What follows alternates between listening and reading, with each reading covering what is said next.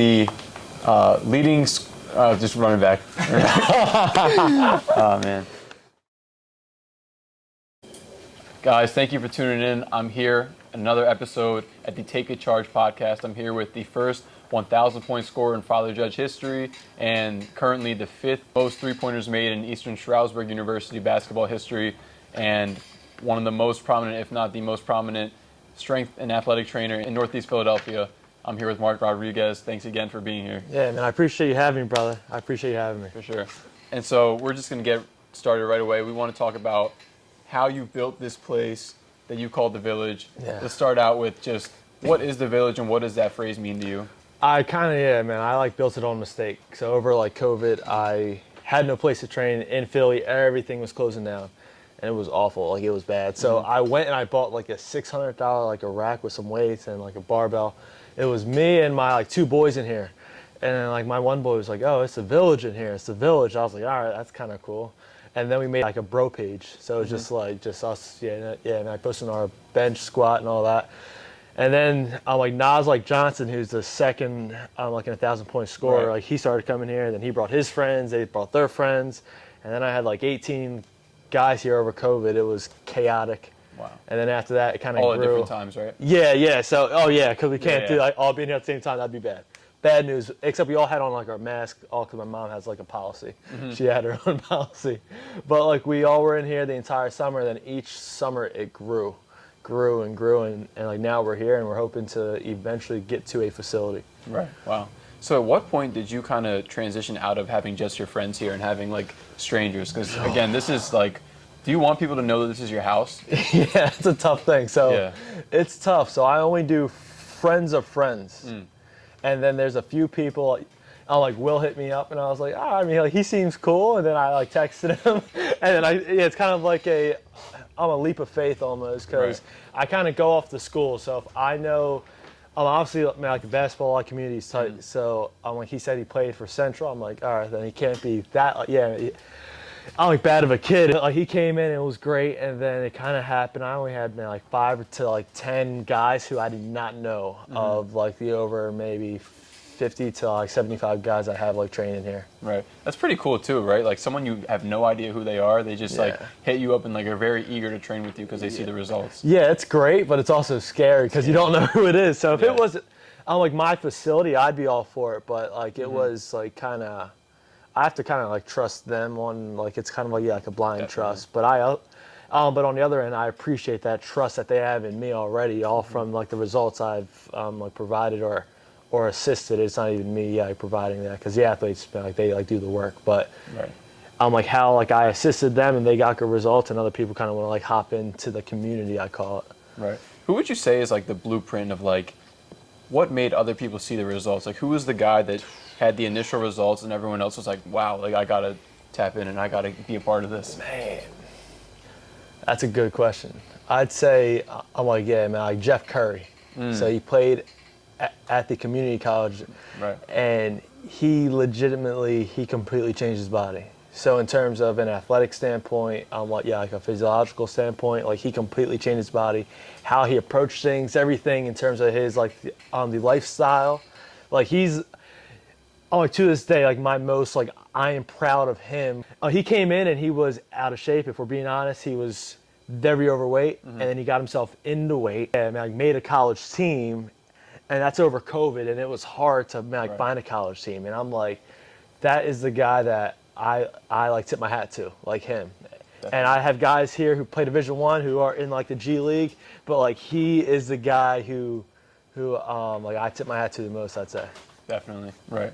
What do you think it was that kept him bought in? Do you think it was that he was slowly seeing results? Did he just have a blind trust in you in the same way that you kind of had a blind trust in him? What do you think it was? I think it was just the trust in me as a coach, because I try to articulate everything in terms of perspective. So I try to have guys understand why we're doing things, how we're going to do it, a course of action that we're going to take. And then if something go wrong, it's here's our plan B, our plan C, and the more I paint a picture for all of those guys, I guess it allows for kind of a natural trust, because it isn't like necessarily like blind because they like see the path, like they Right. just have to walk it.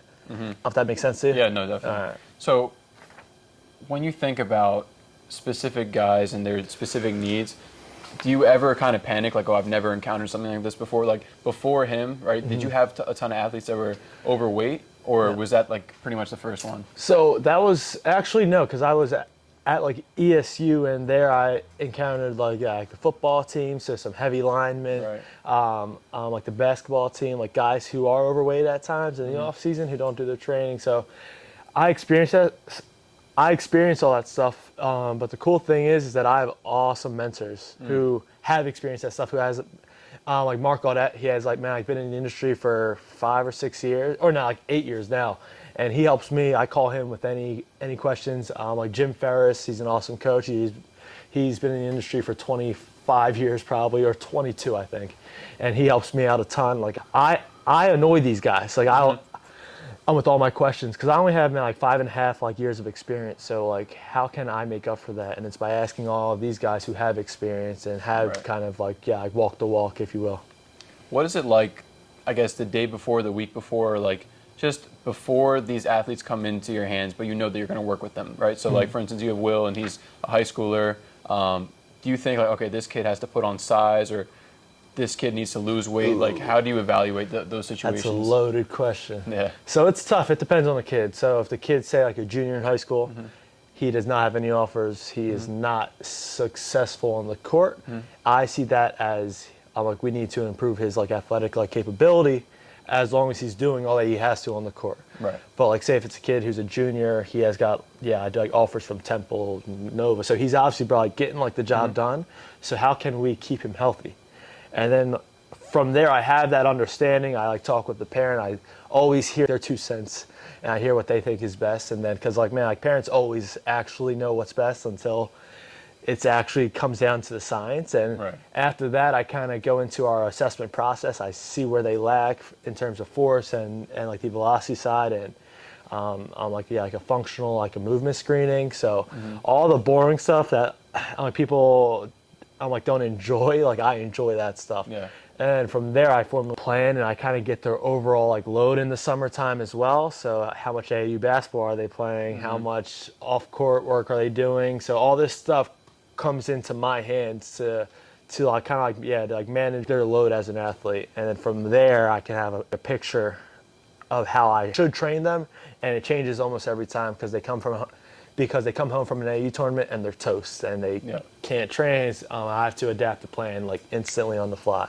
So that's like like the tip of the iceberg I just gave you. So that's a lot of information. You're like, what the hell is going on? Oh, that's really interesting. Like, what would you say is the perfect amount of basketball to be played, and does it vary from person to person? I have an answer. So if you think of it like this, if you're like in like sales, and like you're making a great amount of money, why would you like sacrifice like overworking to get I don't know. And exactly. So like if you are like getting like the job done on the basketball court, if you're like an NBA player, if you are like getting the job done, how can we keep your job or like your career 8 or like 10 years at like a high level all the way down the line, right? So like, why would I work you?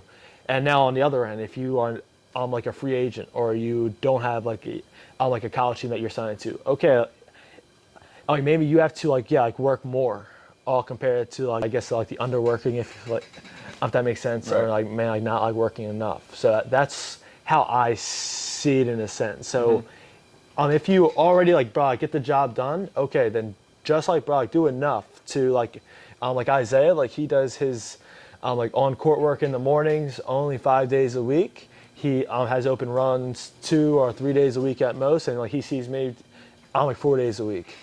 And it's like that's his like balance, because he has an opportunity in front of him that like he's in control of. All compared to a high schooler who does not have any offers. Like they might be like getting shots up on like 6 days a week, and they might be with me 2 to maybe 4 days a week, and they might be at open runs 2 or 3 days a week as well. So they have a lot more of the volume because they have to kind of like improve at their craft, all compared to Isaiah and like Richie and all the guys overseas, like they already have their responsibility as a professional. Like they have their job and they know what they have to execute. There isn't a lot of like uncertainty. Got it. What do you think are some of the external factors that factor into this? Like, does it matter where they're playing? Like, if they're playing on cement or if they're playing in a hardwood floor, does that have a big impact? Easily. So impact. So in terms of like a joint moment, so how much force is like absorbed at each joint, and in terms of concrete, at least in my opinion, there is no like give. All compared to like a wooden surface, like there is like give. So you can absorb. From my understanding, like better. But don't like fact check me on that. That's my I guess opinion. Got it. Let's just kind of backtrack and just talk some more about your background and just your upbringing as well as some of your experiences, because I'm sure most people do know that you were a very good basketball player. And I guess before I say anything else, let's just get more into that. So let's start from high school. So again, you were the first 1,000-point scorer at Father Judge, which is a school in the Philadelphia Catholic League. And you know, some people might hear that and think like, oh, maybe he's the first good player out of Judge, but like Judge has a ton of good players. There's so many good players. If I did not have my point guards, Will Brazukas and Mike Power, I would not have 1,000 points. If I did not have those two guys, I'm telling you, if I did not have like Will Brazukas and like Mike Power, I would not have 1,000 points easily. And they played college ball. Like Mike played for a couple of years. I think Will played for 4 years. So it's like, obviously there's a lot of talent. Like Matt O'Connor, like he's absolutely amazing. There's a lot of guys. Like Reggie Charles. I could kind of like go down the list. It's just the Catholic League is so competitive. It's hard to shine in that league because there's like talent everywhere. Yeah. Who would you say is the toughest person you had to guard? Toughest person I had to guard? I would say like Brandon Austin. Yeah, easily, honestly. Like open runs too. Like it's not even like a game. It's open runs. I'm like, goodness, I don't want to guard this dude. Like I thought that to myself. And I'm not a person who like scares easy. But I was like, I don't want to guard this dude. What about in high school? High school, under the whistle? Yeah, in a PCL game, like a matchup. PCL game, matchup that I did not like. Man, let's go with, like Fresh Kimball from Newman Grady. End up going to Louisville, right? Yes, sir. Did he go so he somewhere was else at before that? St. Joe's and then the Ville. So Right. in fact, like but I trained here for some time as he was over the waters. Right. That's my guy, but I did not like guarding him either because he had that, like a bow, and it would knock me off, and then they're like, you got chopped. I'm like, nah, man. Let's talk about recruiting. What was your recruiting looking like coming out of high school? It was tough. It was tough. I had like ESU. I had a lot of like Division II offers. So in terms of that, like that was good. I'm like blessed to have that. And then I had like FDU was like my only true Division I. And all the other schools were like Patriot schools, but I did not have the academic like potential, if you will, at the time. Right. So I ended up going to a Division II school like ESU, and it was like like the best choice I ever made because like Jeff Wilson, he is like a father figure for me, and he has helped me as a man like a lot. Yeah. So I owe that man a lot. What was that decision like? Just having to make that decision, and was it easy to make that decision once you? Yeah. No, in fact, he like came down here with like Coach Kaba, who was the assistant, who I now like work for. So I'm the head S&C coach of like Del Val. Right. And like he's the head coach now. So it's At kind Del of Val. cool how it turns around. But like they like came down here to the Mayfair the rec center, and like they were talking to me, and they said like you have like a deadline. And then he had his championship with like a ring on, and I never won at Judge. So I was like, I need one of those. And then like that night, I actually like called them and I said I'm going to commit.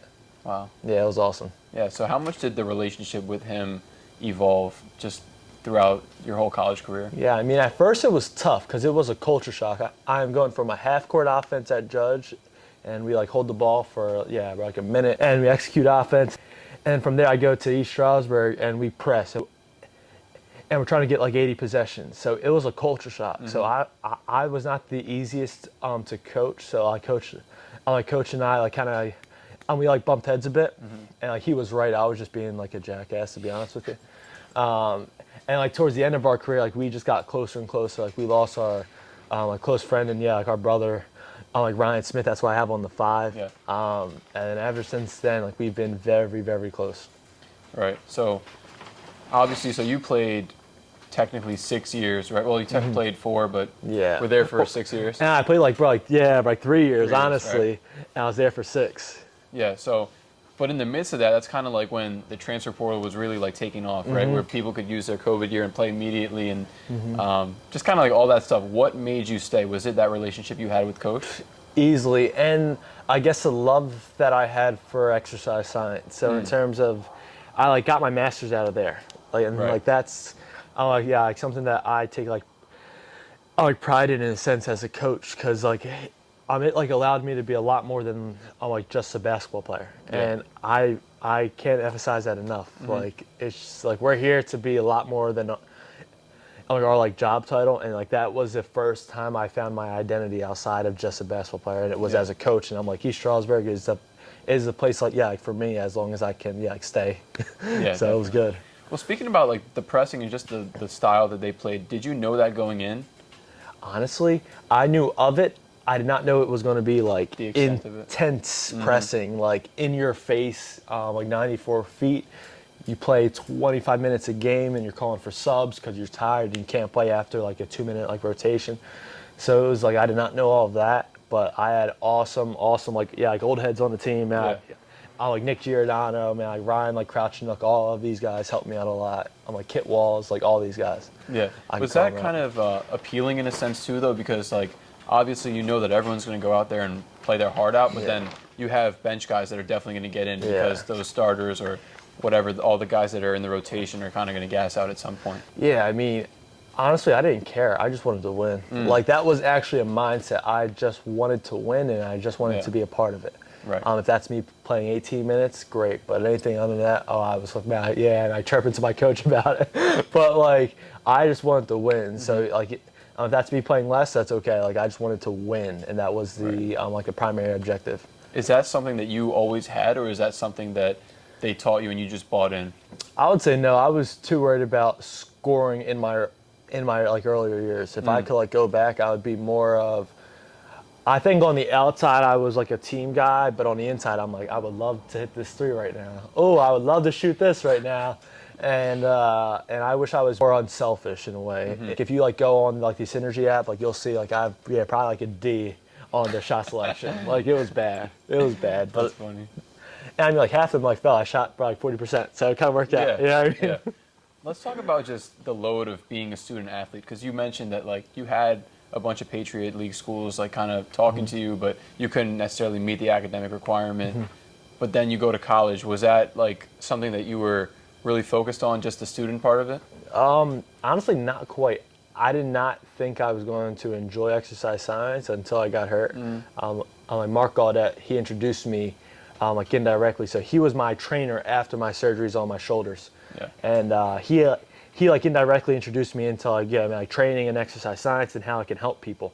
And after that, I was like, I could do something with this. And then I dove into the books like more and more after my sophomore year, and I actually enjoyed it. And then I'm like invested in, and I would say like invested in the classroom a lot more. Yeah. So let's talk about some of those injuries though. Like, at what point did you get your first injury? Were you injury prone at all growing up, playing through high school? I was always getting like beat up because I played too much basketball. Always played too much basketball. In high school, I subluxed my right shoulder. That kind of like nagged me going into college. My sophomore year, I completely like dislocated over here, and then I ended up getting like the surgery on each of them.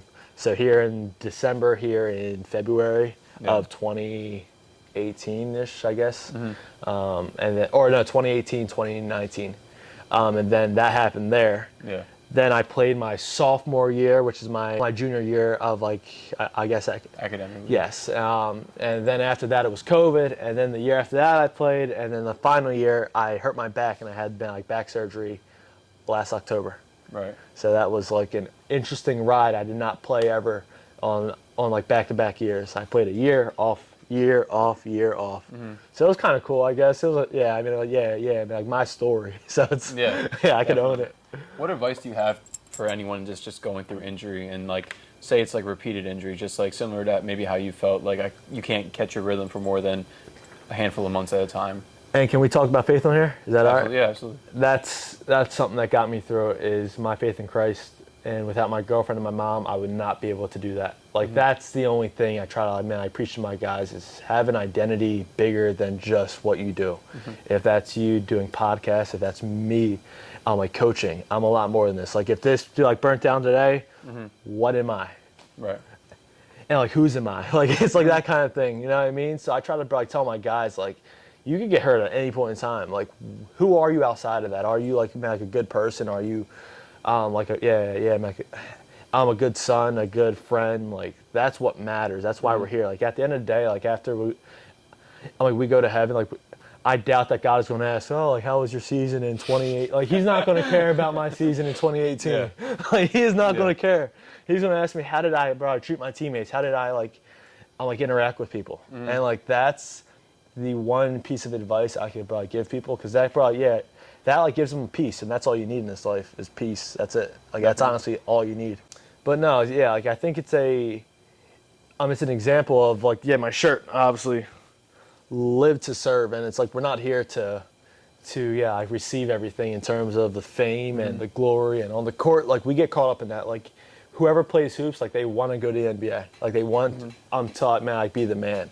Yeah. But like, what happens if you're not? Like, there's like, what, man, like a 1% chance that you ever like go to the NBA or overseas. Like, it's hard to be a pro. So like, who are you outside of that? Then, man, even if you are a pro, like, you have 8 years at max. So that's only what, maybe 30% of your life. That's not like good odds right there. Like, you got to know who you are. You got to know who you are outside of that. And I think that's what I try to stand for with the live to serve, and just understanding that we're here for each other, not just for us. Yeah. What do you feel like you learned about yourself throughout that process? Man, why did it take so long for it to click? Because I would fight it. I'm like, man, I still want to play overseas. Man, I just want to be the man. And it's like, I would fight God in a sense with on the science. He would give me to like humble down and to focus on my purpose, and not on exactly all that I want, but all that I need. Right. And like, that's two different things. Like, I don't even know if I need this. So it's like, in terms of that, I pray every day, and I just do all that I can with all that I have. Like, that's something that I wish I understood early on, because I would just force things too much in terms of trying to go overseas, trying to just like do all these things, but it's like, that's like the chaos of the world that like we're not like meant to get like caught up in. Definitely. Did you have any struggle just like communicating with other people throughout this process, like just of understanding your faith and expressing your faith to other people? Honestly, no. All my teammates, all my clients, or like friends, I could call them, like they are open to learning, and I also try to be universal. So if a guy, say, I have a lot of friends who are Muslim, and I'll say, man, like good vibes. So that's my way of saying kind of like, just like, man, like good energy and like good, like Christ, like behavior. And it's almost, man, I just call it, man, like good vibes. So it's just, so that's my way of kind of like meeting in the middle, because we're all the same at the end of the day. So it's like, if I don't, I try to like push on anyone. So everyone's been kind of like receptive of it. After your college career, at what point did you know, like, okay, I want to do this? Coach? Yeah. I would say my junior season, I knew I wanted to coach. So I was a grad assistant for like ESU, for the track and field team and the football team. And just the fulfillment of the athletes on the field after like they are moving faster and they are healthy again, like that kind of like the fulfillment, knowing that I assisted in that, is just like, I can't really describe it. It's a lot better than like a game-winning shot. It's honestly like that, because it's like, it goes unnoticed. You're the only person who actually notices like a difference. So it's kind of like a self, like a gratification, if you will. So I enjoy that, and the fulfillment that the athlete gets is just, you can't beat it, because then like they are like a certain person now, all because of how much you've impacted them, and then they can impact another person. It's almost like a domino effect. Right. Yeah, I completely agree. I think it's similar to what you said. Like, everyone just wants peace. The flip side is like, everyone just wants purpose. And then when you get to help other people, like, there's no better purpose than that, right? Amen to that. Yeah, that's good. Dang. Oh yeah, that's clean. I like that. Oh, I'm about to take that. I'm gonna start using that. Just kind of getting into the direct aspects of the training. Do you do only athletic training, or do you also do like bodybuilding type, like muscle gaining training? So that's a great question. I'm over at the Lifetime, the fitness in like Fort Washington, and a lot of my clients are the like the general population or the non-athletes. So that is my training, like the style, like for them. But in terms of how I was taught and like educated, like I can go either route. But for athletes, I train them like athletes. Like for adults, like you could go tens or hundreds, like routes in a sense. So it's like I'm like kind of like well ranged with that all because I have awesome mentors who help me a lot. So I can't express that enough. Yeah. Has your training, your personal training, has that changed at all since you kind of finished your playing career? Oh, 100%, 100%. Like in terms of how I coached, like 2 years ago, like I would laugh at the knowledge I had then because it's like a never-ending a journey. That's something I enjoy about this field because you can never know too much. Like you don't know what you don't know. Right. So it's like in terms of that, like I enjoy that. I guess like the evolution of like training and like athletes, like that stuff. Got it. So what does your personal regimen look like? What does a week of lifting for you look like? A week of lifting for me now or as an athlete?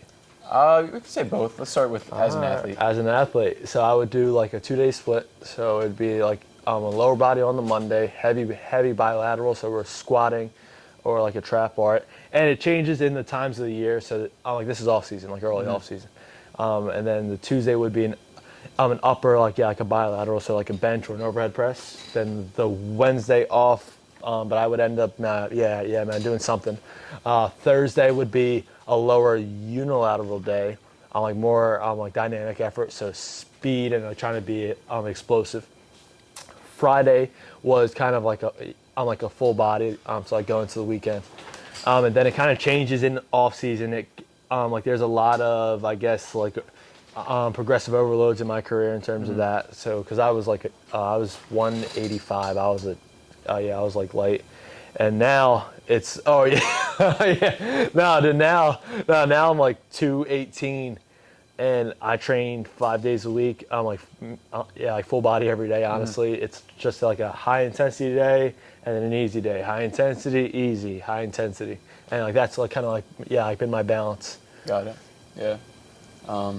No, I'm just still lost in the fact of 185 being super light. Because I was like, last year I was like 158, and then I got like, I was like bulking and got to like 175. No. And then I cut back down to 170. No, I mean, that's like you though. So that's you though. But like in terms of me, like in high school, I was always like, I guess, scrawny.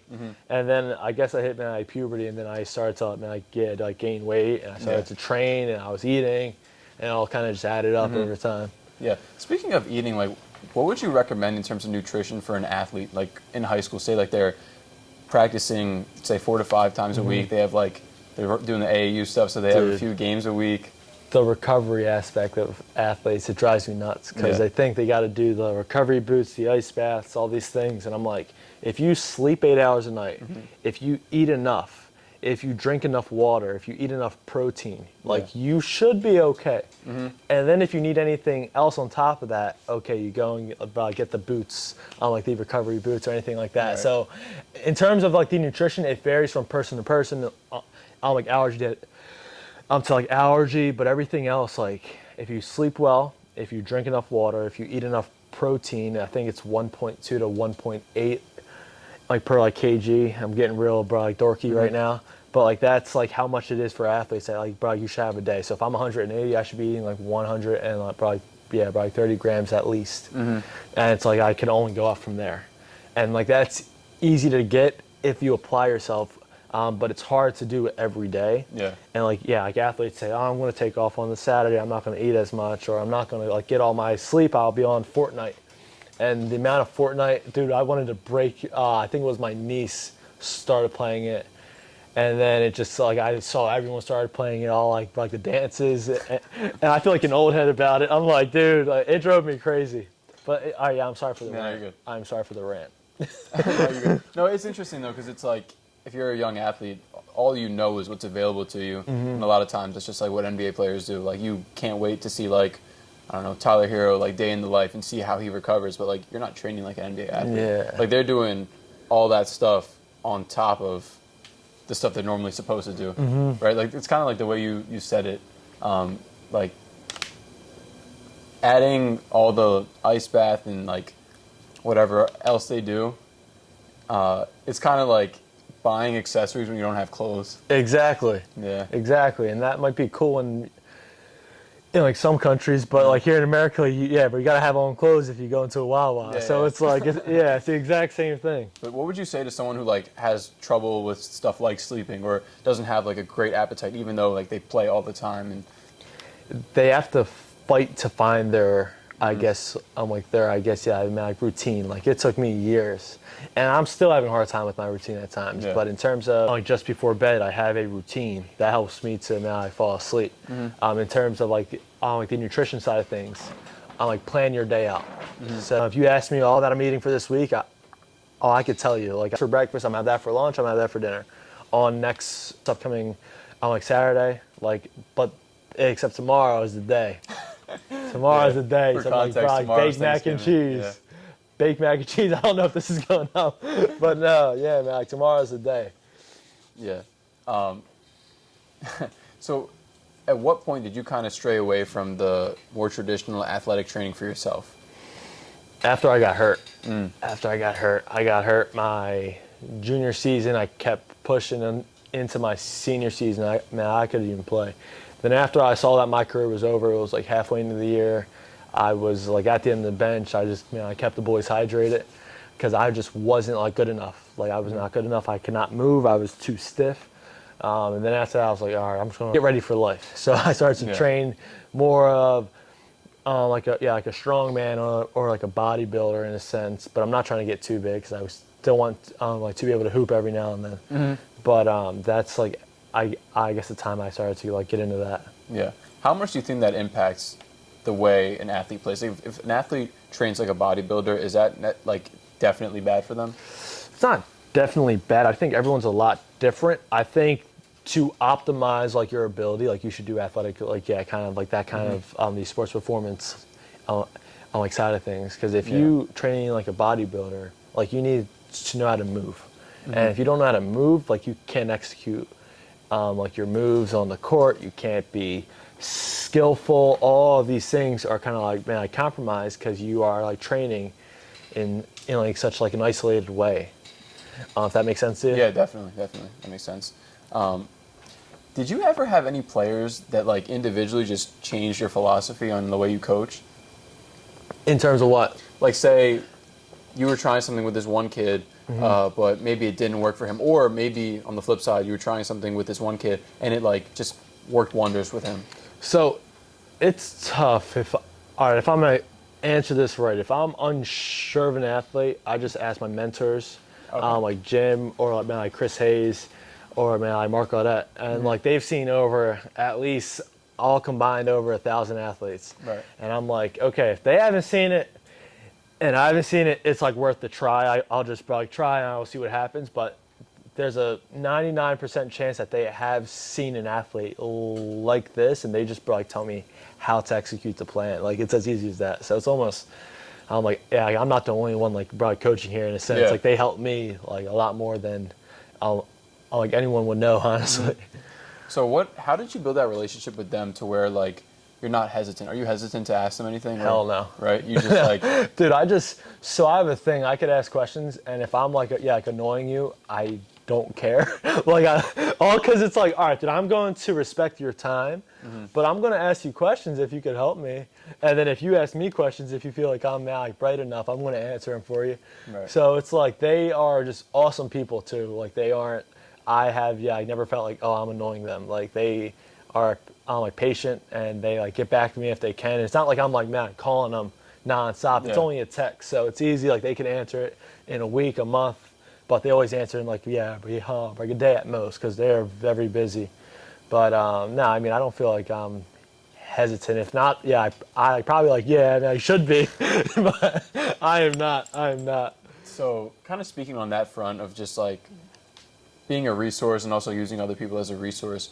This is an industry though where it's like your time is your money and your expertise is, very valuable. How do you balance that with like people wanting like free stuff, like free advice or free training, whatever the case is? It's tough. It's tough because I kind of like fight myself with this a lot often because people ask for advice and I give it to them, and it's tough because you have a lot of friends who want stuff for free, and like it's understandable. Like if they can't do it, okay, I can help you out. But if you have it and you want help, I expect you to hold up your end. But if you don't have it, I understand. I can work with you still. But I'm like, oh, that's a good question, brother.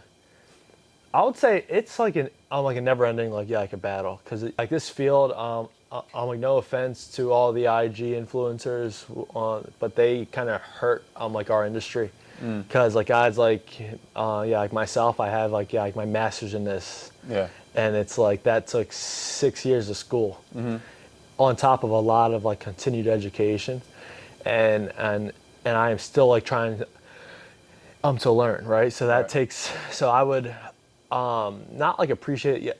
I respect for that, but the influencers out there who haven't gone to school or who have not done continued education, because school isn't everything. So if you could learn enough and be a trainer, great. But there's a lot of trainers with couches on their back doing an ab wheel. My boy just sent me that the other day, and I'm like, okay. But that's the kind of stuff where a client sees oh, this is not a serious industry. So how can they help me? So it's that kind of thing. So they don't have respect for a guy like that, and they put me under the same umbrella, and it doesn't happen often, but it does happen from time to time. Definitely, that makes sense. I feel like there are certain industries which people just tend not to respect. Like there are literal consultations that are hundreds of dollars, right, just to figure out a plan, and there are people who, rightfully so, sell their programs. Do you sell your program as well? Yeah. Right? That makes sense, but. It seems like a lot of people just kind of feel entitled to it and want it for free just because they know you. Yeah, it's tough because I try to in terms of my faith, I am caught between a life of service, so the shirt and our brand, everything we stand on, and a life to have enough to get by and to be successful. So it's always a match in between the two. But I talk with my mom a lot. I talk with my girlfriend a lot. I talk to all these coaches a lot, and they kind of always guide me all. Because if I feel I'm in the wrong, I always ask them, or if I feel I'm in the right, I always ask them. So it's that support, I guess, allows for me to have a backbone. In terms if it comes to the sales aspect. Yeah, does that make sense? No, yeah, it definitely makes sense. Yeah, like you mentioned, it's just. Sounds like a tough battle. I think with anything, it's just tough. Just thinking. But, it is, to me, the thing that would bother me is the variance between the respect levels between different industries. You're not going to ask a lawyer to just give you free advice. Exactly, right? exactly. And obviously, two different things. Not that anything should just be compared, but just interesting. I always find it interesting when, people have their own business and they're trying to make something happen and other people kind of diminish it, maybe not intentionally. Exactly. And that's kind of, I guess... the point behind this, though, is people don't understand the value of having a good, healthy a lifestyle. Yeah. And how that can impact you in 10 years or even 20 years. Are you going to be here as your great grandkids are here? Are you going to be here? That's tough to answer because you aren't making the necessary steps as an individual, and that would require you. For you to have some kind of understanding in terms of the nutrition side of things and the training and the anatomy of the body, you need to understand this, and that's where a trainer comes in. Definitely. And they can kind of aid with that. I don't know if that makes sense to you. Yeah, definitely. So what do you think? What is your goal for each of your clients? Do you want them to eventually outgrow the village and kind of move on and do their own thing? I tell all my guys, if you don't understand all that we're doing and why we're doing it, I am doing you a disservice. You should be able to train with me for a summer and then take care of yourself in season. And then it's on me to learn even more. Also, the next summer you come here, you're oh, I have to learn some more with Marc now because he's doing a whole lot of I'm like, yeah, man, like new stuff, or it's just all the old stuff, but it's just I do it like a certain way. So it's that allows for like healthy like pressure, all because it forces me to grow. So in terms of how I said like 2 years ago, I would laugh at my programs. It's because I have to grow. If not, my clients are like going to like outgrow me. Definitely. And like that's the I guess the healthy pressure there. Yeah, I think that makes sense. Like for myself, like I always think like your health is the most valuable thing ever. Like nothing else matters if you're not healthy, right? And so a few years ago, like I started doing like going to like one of the strength trainers near me. Okay. And it was like super expensive, right? But like I just understood like this is an investment I'm making in myself and my body. And eventually once I learned enough, like then I was able to just work on myself. And, like obviously everyone just starts at different levels, but I think it is really like not only important but like necessary to be with a strength trainer who understands your goals, and then you can like kind of move on from there. Yeah, it's like you don't need a trainer all your life, and there are some people who do have one for the accountability aspect, but if I just feel like as a trainer, it's my job to educate and to inform the client on why they're doing the exercise, how it's going to help them. And then in terms of them, like the retention there, it's entirely on me in terms of like my education. I can't get comfortable with all the knowledge I have now. I have to keep on learning more. So I keep teaching them, and they feel like they have to keep coming back. And athletes, it's almost like like never ending. Like they should always have one because it's hard to regulate like your own intensity. So for me, I would always like train on my own. Like towards the end of my like college career, and I would always have a hard time because I would probably go too heavy, or I would like probably go too light. And if you have a coach who's like calling the shots, like it's almost like a sergeant who you have to have as an athlete. At least I felt like that. Like I like needed a coach here with me. If not, I was going to probably either like do too much or probably not do enough. And I always did too much, honestly. But I want to kind of get into some of your goals. Like what are some of your long-term goals and short-term goals? I guess let's start with the short-term goals. Short-term goals. So I'm over at Lifetime Fitness. I would love to be a great trainer over there with a good book, with like good people. Like that's my goal. Like 30 hours like a week over there as a trainer, and then here I would love to like grow my online platform. So like that would be awesome. So I could help people and not be completely overloaded in my schedule. And then in terms of the summer sessions, I want to keep that going because like the vibes in here are just unmatched in my opinion. And obviously it's my own thing, so I'm kind of like tooting my own horn. I don't mean to, but it's just the guys in here. It's like a family. It's like like a family feel. All like group work. Like 2 or 3 athletes in, and like the other 2 are at the fence, or they like come in and they sit. Like they eat at the corner store. Like it's all like healthy food up there too. By the way, it's not like a bodega. It is not a bodega, but nah, it's just like that's my goals as of now for the short term. Yeah. And what is it?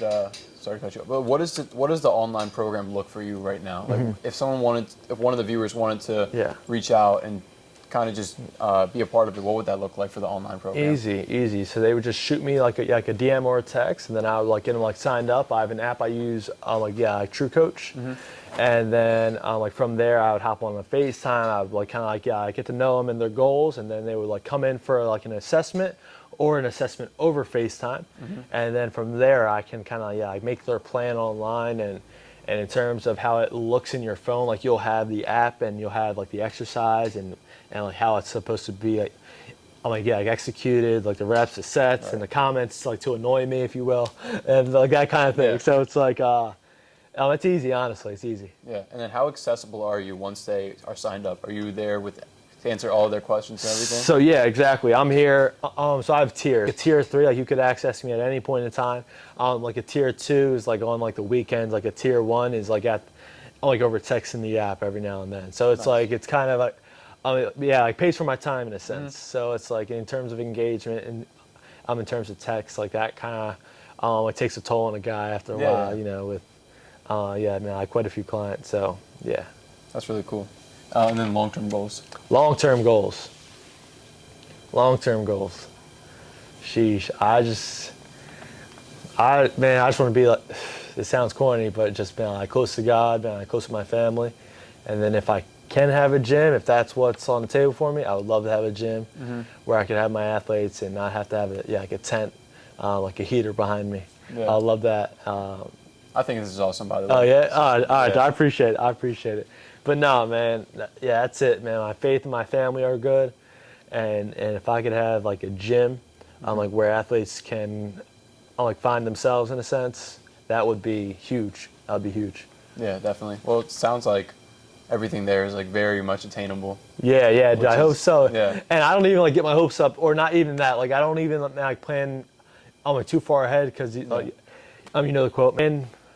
Or like men plan and like God laughs, and it's like, bro, if you asked me 2 years ago, oh, I'm going overseas, I'm gonna be over there for 8 years, and like now I'm a coach, and I'm happy right now. So it's like I like try not to like plan, because I don't even know like what my like purpose entails in a sense. 100%. Yeah. Yeah, I completely agree. Like I think about that all the time. Like I would get like those sort of questions in interviews, like, what do you see yourself in 5 years? Like, dude, I could care less. Like I just want to like live the way God wants me to live, and then like just be around good people until then. Yeah, like, dude. Like I'm obsessed with like Romans like 12:2. Like, man, like do not be conformed by the patterns of this world, but be transformed by the renewing of your mind. And I think the world is so caught up in, oh, I'm gonna be here in 5 years, I'm gonna be here in 10 years, I'm gonna be here in 15.